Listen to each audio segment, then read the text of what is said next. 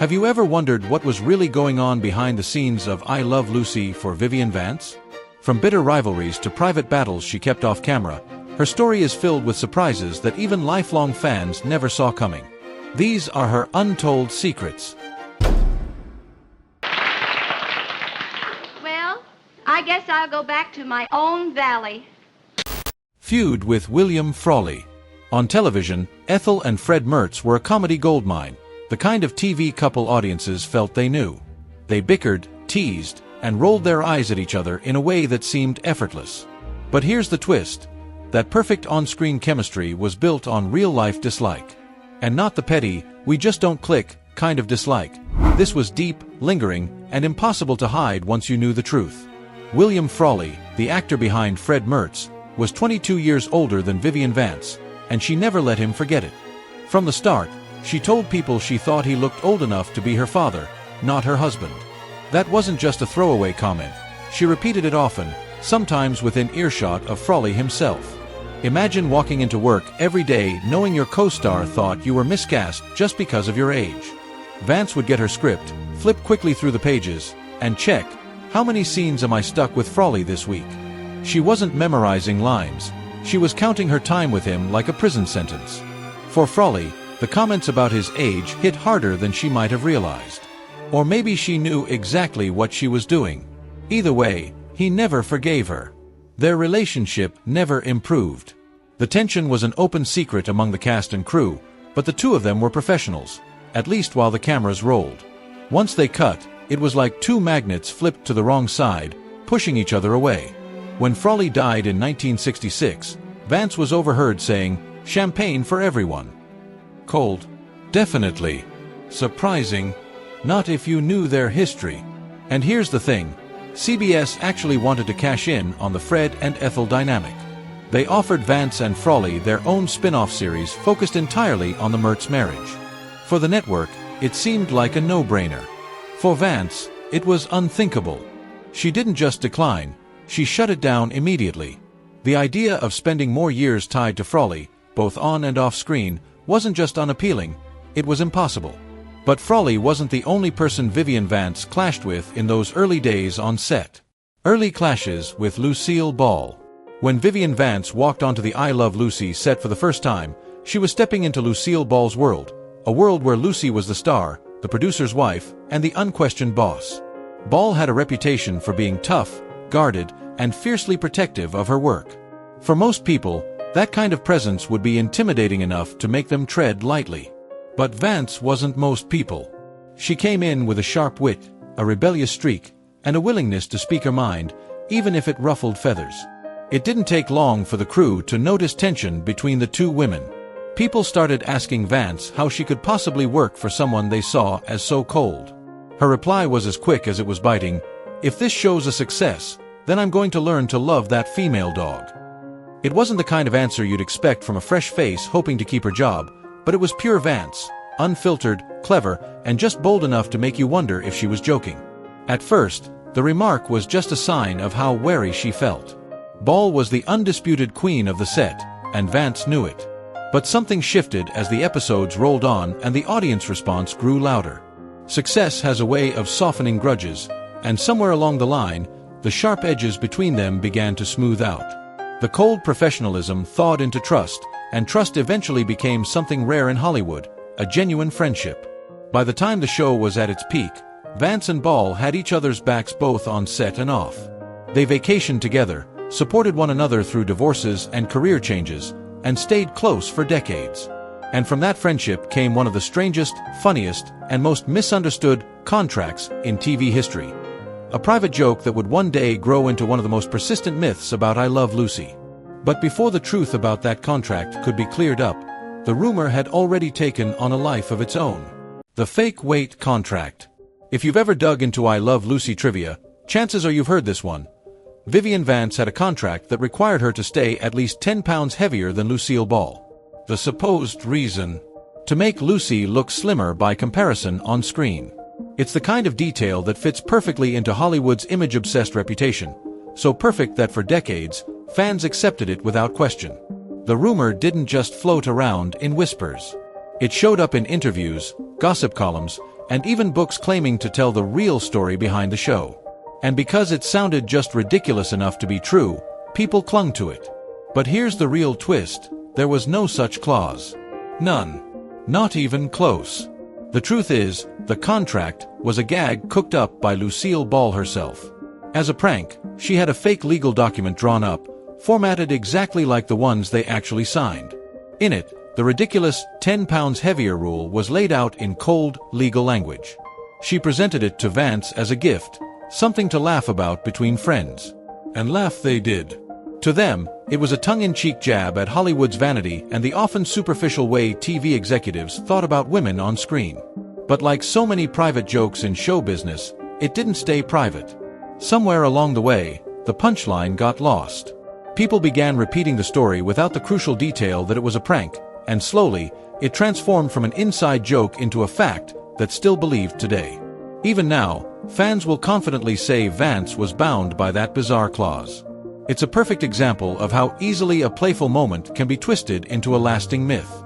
And while the rumor might have been funny to those in the know, Vance was starting to focus on something far more serious, taking control over her career, her image, and the role she played. That determination set the stage for a new chapter in her career, one that would take her from the safe familiarity of I Love Lucy into a very different kind of partnership with Lucille Ball. The Lucy Show exit. When the Lucy Show came along in the early 1960s, it looked like the perfect way for Vivian Vance to keep working with Lucille Ball while leaving the Mertz years behind. But Vance made one thing clear from the start: if she joined, she would not be Ethel again. No frumpy dresses, no housecoat-wearing neighbor. She insisted her character be called Vivian, and wanted to present herself in a more glamorous, modern way. For someone who'd spent years being typecast as the older, less attractive sidekick, it was a chance to reset how audiences saw her. At first, it seemed like the arrangement would work. The chemistry between Vance and Ball was still there, and audiences enjoyed seeing them together in a fresh setting. But behind the scenes, there was a problem no clever script could fix: geography. Vance was living on the East Coast with her husband, John Dodds, while The Lucy Show was filmed in Los Angeles. The constant cross-country travel wore her down and strained her marriage. What started as an exciting new chapter was slowly becoming an exhausting grind. By the end of the third season, Vance decided things had to change. She approached the producers with a request for a new contract, one that would give her more control over her role and a higher salary to reflect her contributions. But negotiations didn't go as planned. Misunderstandings piled up, and instead of a fresh deal, Vance walked away from the show entirely. She didn't slam the doors shut completely. Over the next few years, she returned for occasional guest appearances, keeping the spark of her on-screen partnership with Ball alive. But the era of Vance as a regular cast member was over. Stepping away from such a high-profile role wasn't just a career decision, it was personal. And to understand why Vance valued her independence so much, you have to look back at her earliest years, long before Hollywood came calling. Early life and name change. Vivian Vance's journey to television fame began in a small town far removed from Hollywood spotlight, Independence, Kansas. Born Vivian Roberta Jones in 1909, she grew up in a household where creativity wasn't exactly encouraged. Her mother, Euphemia Mae Jones, was deeply religious and believed acting was an inappropriate career for a young woman. To her, the stage was a place of temptation, not ambition. But Vance wasn't the type to quietly follow the rules. As a teenager, she developed a rebellious streak that made her both a handful at home and a natural performer in public. She would sneak out of the house after curfew, sometimes vanishing into the night while her family slept, returning only when the streets were quiet again. That defiance wasn't just about breaking rules. It was about carving out a life beyond the limits her mother tried to set. In high school, she found an ally in her drama teacher, Anna Engelman. Engelman saw talent in Vance that others overlooked and encouraged her to pursue acting seriously. That encouragement became a turning point. To mark her independence from her family's disapproval and to honor her teacher, Vivian Jones became Vivian Vance, a name that would one day be known by millions. At just 21, she made a bold move that would set the rest of her life in motion. Leaving Kansas behind, she headed to New Mexico, where she joined the Albuquerque Little Theater. It was there, in 1930, that she appeared in the company's very first show. The small-town girl with the big voice and bigger personality had found her stage. Those early performances didn't just give her a taste of acting, They gave her a sense of who she wanted to be, a woman who would decide her own fate, no matter who tried to tell her otherwise. That determination would carry her all the way to Broadway and, eventually, into the orbit of Desi Arnaz and Lucille Ball. But before she became a household name on television, Vance made her mark in an entirely different arena, under the bright lights of the stage. Stage career before TV. Long before she became Ethel Mertz, Vivian Vance was building a name for herself in the world of theater, a world where talent, not television ratings, determined your worth. In 1932, she made her Broadway debut as part of the chorus, blending into a sea of dancers and singers whose names rarely made the playbills. It wasn't glamorous, but it was her first real taste of professional show business, and she was hooked. Opportunities soon began to trickle in. Vance landed a role in Music in the Air in New York, and not long after, she found herself working as the understudy to none other than Ethel Merman in the hit musical Anything Goes. For any young performer, standing in the wings while Merman belted out show-stopping numbers was both humbling and electrifying. Vance learned quickly that Broadway demanded not just skill, but resilience. That resilience was tested sooner than she expected. Health problems forced her to step away from the stage for a time, threatening to derail the career she had fought so hard to begin. But if there was one thing Vance had proved since her Kansas days, it was that she didn't back down easily. She recovered, regrouped, and returned to performing with more determination than ever. Her comeback took her to the La Jolla Playhouse in California, a theater that was quickly gaining a reputation for attracting big names. One evening, her performance caught the attention of someone who would change her life forever, Desi Arnaz. Arnaz saw something in Vance that went beyond the typical stage actress. She had a spark, a comedic sharpness, and an authenticity that would translate perfectly to television. It was there, in that playhouse, that Arnaz offered her the role that would define her career, Ethel Mertz on I Love Lucy. In that moment, years of chorus work, understudy nights, and personal battles suddenly paid off. Her transition from stage to screen would bring her fame, awards, and a place in television history. But it would also bring challenges and pressures unlike anything she'd faced before. Emmy Award recognition. When I Love Lucy hit its stride, audiences fell in love with the quirky, quick-witted neighbor played by Vivian Vance. But it wasn't just viewers who noticed her talent, the industry did, too. In 1953, she made television history by becoming the first actress to win the brand new Emmy Award for Outstanding Supporting Actress in a Comedy Series. For someone who had once been told by her own mother that acting was a waste of time, it was a moment of pure vindication. And it didn't stop there. Vance went on to earn 3 more Emmy nominations in 1954, 1956, and 1957, cementing her place as one of the most respected comedic actresses of her era. What made these honors even sweeter was that Vance wasn't just riding on the coattails of a popular show, she was elevating it. Her timing, expressions, and ability to steal a scene without overshadowing the star made her an indispensable part of the I Love Lucy formula. The win meant more than just a trophy on the mantle. For Vance, it was proof that she could hold her own in an industry that often pushed older women, especially those in supporting roles, to the sidelines. She was no longer just the other woman on I Love Lucy. She was an award-winning actress with her own fanbase and critical respect. Years later, that very Emmy would return to the place where her professional journey had truly begun. After her death, the award was donated to the Albuquerque Little Theater, a symbolic homecoming for the Kansas girl who had once stood on that stage dreaming of something bigger. But Vance's influence wasn't confined to television and theater. She also left her mark on the music world in a way few people know about, through her role as a godmother to a future rock star. Godmother to John Sebastian. Vivian Vance's circle of friends stretched far beyond the world of sitcoms and stage lights. One of her closest friendships was with the mother of a young musician named John Sebastian. If the name rings a bell, it's because Sebastian would go on to become the guitarist and lead singer for the Lovin' Spoonful, a band that left its mark on the 1960s music scene. Vance was more than just a family friend, she became Sebastian's godmother. And this wasn't some honorary title handed out for show. She took the role seriously, showing an interest in his life and career even as her own was in full swing. In fact, she gave him a little nudge of publicity in a place no one would expect, episodes of I Love Lucy. Eagle-eyed fans might notice her casually name-dropping John Sebastian in her dialogue, a quiet wink to her godson that most viewers at the time didn't catch. Sebastian's career took off in a big way. His band produced a string of hits, and his solo career reached a peak in 1976 when he released Welcome Back, the theme song for the TV series Welcome Back, Kotter. The song became a #1 hit on the Billboard Hot 100, proving that the kid Vance once looked out for could more than hold his own in the entertainment world. It was an unusual connection, a sitcom star from the golden age of television and a folk rock musician of the counterculture era, but it showed just how wide Vance's influence reached. She wasn't just Ethel Mertz, she was a connector, a supporter, and someone who quietly championed the people she cared about. Still, as much as she loved helping others shine, Vance never lost sight of her own ambitions, especially when it came to her long-standing dream of making it big in the movies. Film roles. By the time I Love Lucy had cemented her place in television history, Vivian Vance had her sights set on something bigger, the silver screen. She knew Hollywood's movie machine wasn't easy to break into, especially for a woman already typecast in the public eye as the wisecracking, apron-wearing sidekick. Still, Vance wasn't about to settle for fading into the background.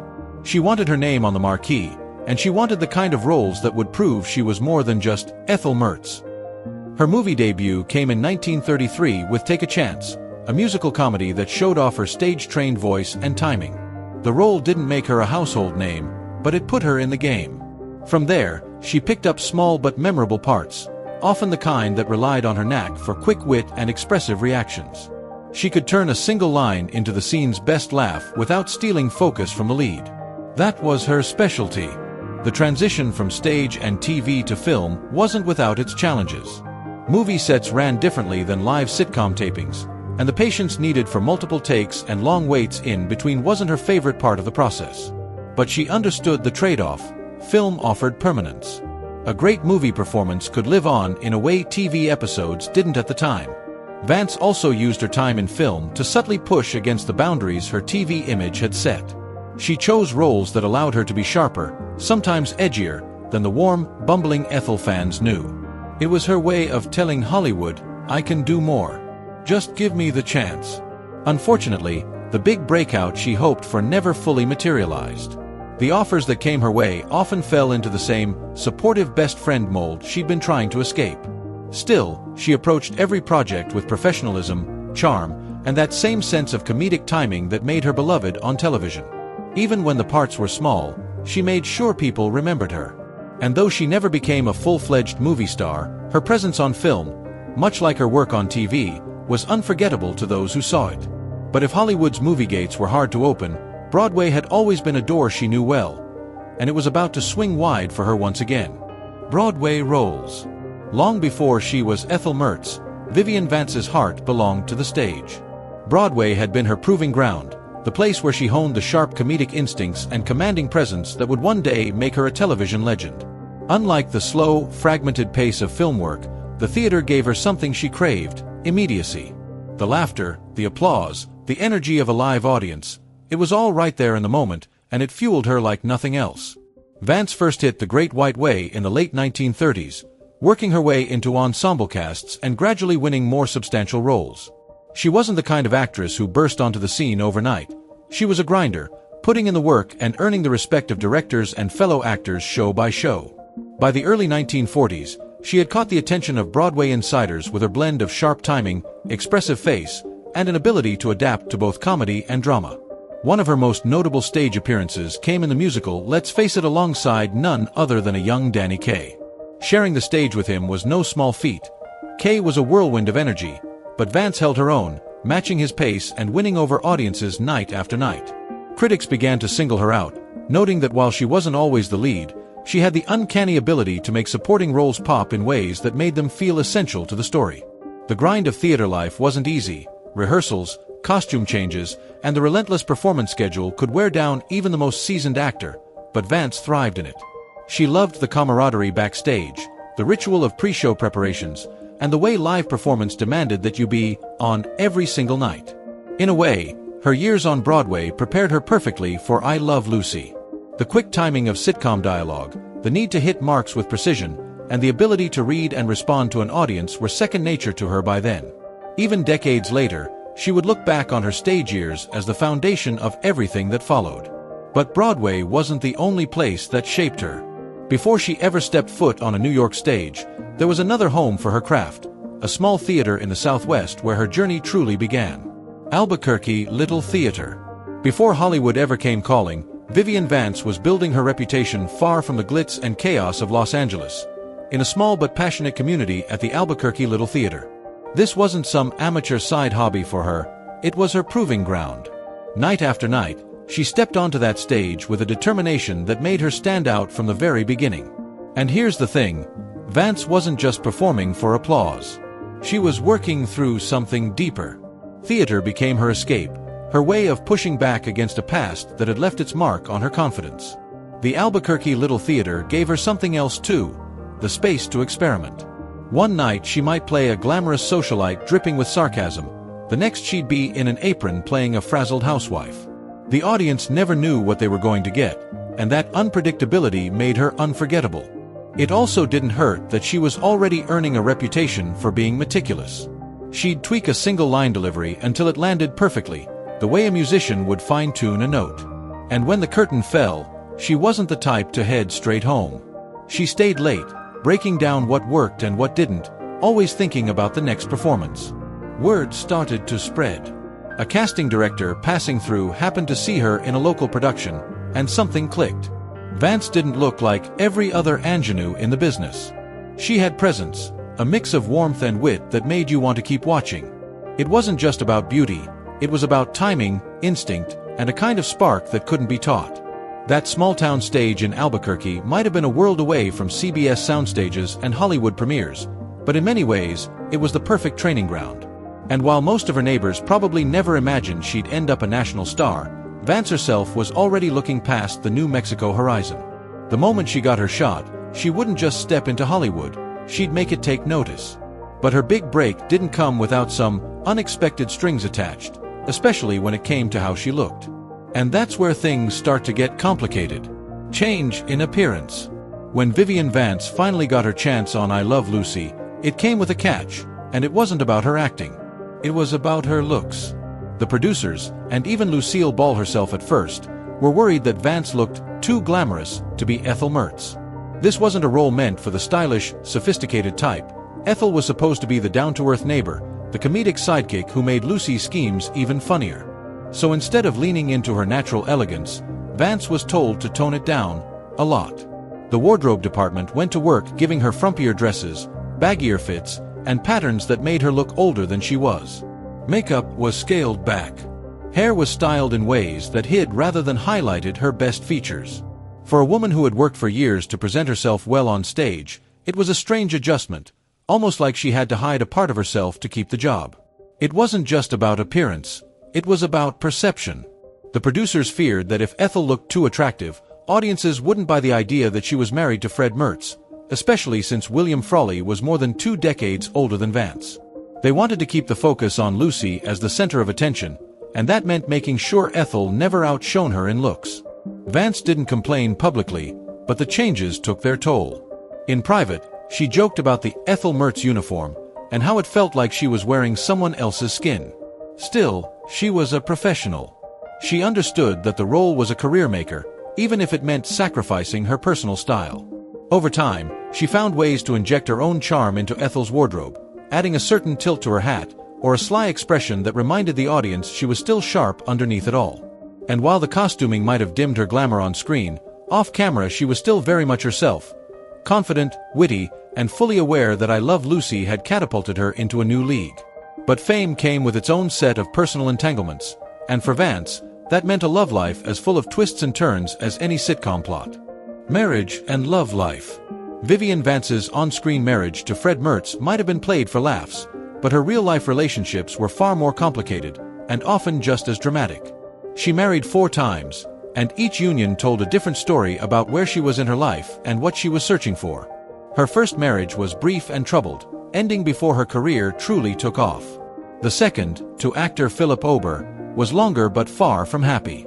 Ober was not only controlling but, according to Vance, emotionally abusive. Behind the smiles they put on for public appearances, there were tensions that ran deep, and the marriage eventually collapsed under the strain. For a woman who made millions laugh on television, her private reality was often far from comedic. Her third marriage, to publisher John Dodds, brought some stability. The two shared a more comfortable life together, often splitting time between New York and California. But even then, Vance's career demands and personal health struggles put pressure on the relationship. Her final marriage, to literary agent John Dodds, yes, another John Dodds, but not the same man, marked a turning point. This time, she seemed to find a partner who understood her need for both companionship and independence. Still, love for Vance was never the fairy tale ending Hollywood liked to script. She experienced heartbreak, betrayal, and the lingering effects of unhealthy relationships.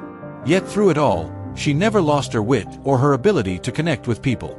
Those who knew her best said she was at her happiest when she was surrounded by friends she trusted completely. People who saw beyond Ethel Mertz to the sharp, warm, and resilient woman beneath. And there was one friendship above all others that defined her later life, both personally and professionally: the bond she shared with Lucille Ball. That relationship, however, came with its own complexities. The bond with Lucille Ball. Vivian Vance and Lucille Ball weren't just co-stars. They were a television power duo who rewrote what female friendships could look like on screen. From the very first table read of I Love Lucy, Lucille saw something in Vance that went beyond comedic timing. She understood that Vivian could ground Lucy Ricardo's wacky schemes with just the right amount of deadpan delivery. And Vivian, in turn, recognized that Lucille was not just a star but a perfectionist who demanded, and inspired, the best from everyone around her. But here's the thing: while their chemistry was undeniable, their friendship wasn't effortless. At first, there was a subtle tension. Vance worried she'd be overshadowed by Ball's star power, while Ball quietly assessed whether Vance could handle the grueling pace of the show. Yet as the seasons rolled on, the two women found themselves leaning on each other in ways neither had expected. They shared dressing rooms, secrets, and private jokes the crew never heard. Between takes, they could be caught laughing so hard tears rolled down their faces, only to snap right back into character when the cameras rolled. Off-screen, they supported each other through marriages, divorces, and personal struggles. When Vance was going through one of her darkest times, it was Lucille who insisted she take the time she needed, even if it meant reworking shooting schedules. And when Lucille faced her own heartbreaks, Vivian was there, not as Ethel, not as a co-worker, but as a friend who could listen without judgment. Their bond was so strong that when Vance began to suffer serious health issues later in life, Lucille made a point of visiting her regularly, even flying across the country to spend time with her. It was a friendship forged in the pressure cooker of television production, tested by fame, and ultimately strengthened by genuine affection. Still, even the closest friendships in Hollywood aren't without their shadows, and the next chapter in Vivian's life would see her facing challenges that not even Lucille Ball could protect her from. Emmy Awards. For all the laughs she delivered as Ethel Mertz, Vivian Vance never forgot that I Love Lucy was also her big break, and the industry took notice. She made history in 1954 when she became the first actress to win an Emmy for Best Supporting Actress. It was a moment of validation after years of stage work, bit parts, and being told she wasn't leading lady material. But Vance wasn't one to let trophies define her. While proud of the win, she treated it as proof that hard work and craft mattered more than glamour or gossip. Even as other awards came her way, she remained focused on the work itself, though privately, she admitted that having that Emmy on her shelf felt like sweet justice after all the doubters she'd faced. That drive to keep performing wouldn't fade, even when her health began to tell her otherwise. Later career. After I Love Lucy, Vivian Vance could have easily faded into the background, another sitcom sidekick typecast into oblivion. But she refused to vanish quietly. She reprised Ethel in The Lucy Show alongside Lucille Ball, bringing that familiar warmth and quick wit to a new generation of viewers. While the role kept her connected to her most famous character, Vance also sought variety, making guest appearances on series like The Red Skelton Hour and even doing theater tours when her health allowed. Off-camera, she lent her name and voice to causes she cared about, proving she was more than just a sitcom fixture. Yet as the years wore on, the constant travel, long shooting days, and physical demands of performing began to weigh on her. She could still deliver a sharp punchline, but privately she was starting to calculate just how much energy each project would cost her. And soon, those calculations would lead to difficult choices about the career she had spent a lifetime building. Health decline. By the late 1970s, Vivian Vance's unstoppable energy began to dim. Friends noticed she was canceling appearances more often, turning down roles she might have once jumped at. Then came the news no performer wants to hear: she had been diagnosed with breast cancer. Treatments in those days were grueling, both physically and emotionally, but Vance faced them with the same grit she'd shown on stage. She kept working when she could, masking her fatigue with a bright smile and quick wit. But away from the spotlight, the illness forced her to slow down. Scripts piled up unread. Travel dates were postponed indefinitely. She spent more time at home in California, surrounded by close friends and family, focusing on moments of comfort rather than the next big role. Even as her health failed, she made a point to stay connected to fans through letters and occasional public appearances. Proof that while her body was weakening, her bond with her audience remained strong. Vivian Vance's career was filled with laughter on screen and battles off it. She gave audiences a character they'd never forget, even while fighting personal feuds and private struggles. In the end, her sharp wit, resilience, and unforgettable presence secured her place as one of television's true legends.